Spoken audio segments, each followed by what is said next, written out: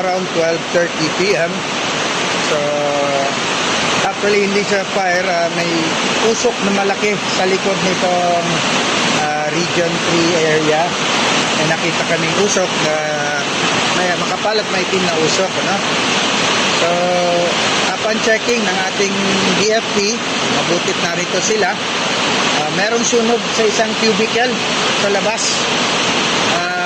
At hindi naman siya, walang apoy sa loob, kundi naapektuhan tayo nung usok na nahigop ng aircon. Siyempre yung aircon ay nangangailangan ng hangin mula sa labas na nahigop niya yung usok mula doon. So kailangan po nating lisanin ang lugar, of course, dahil yung usok ay makaka-apekto sa paghinga ng lahat ng nasa loob.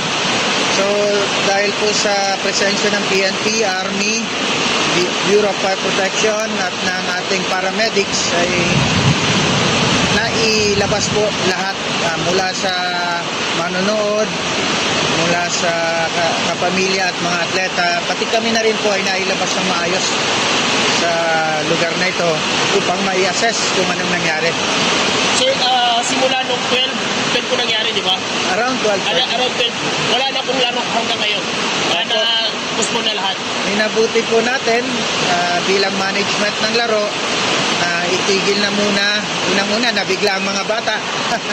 Ikalawa ay ang usok na kung anumang chemical ang nakahalo doon ay malanghap nila.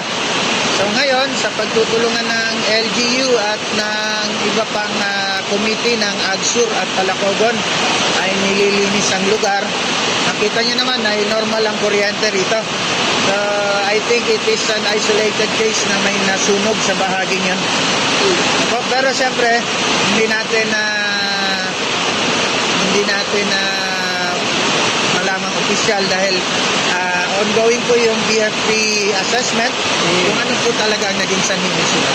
Sir, lastly, hindi ba ito makaka-delay para sa sa table tennis? Hindi ba madi-delay yung parang awarding, ganon?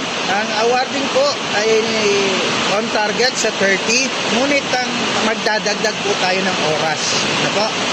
So, mula po sa panahon ito, hindi na, sana'y wala ng aberya dahil tayo po ay mag-i-extend ng oras sa gabi. No? May night games na po tayo. Dapat ay kami ay matatapos ng bandang alas 6. So ngayon ay bandang alas 8 pa alas 9. Pero ito po ay doable pa rin.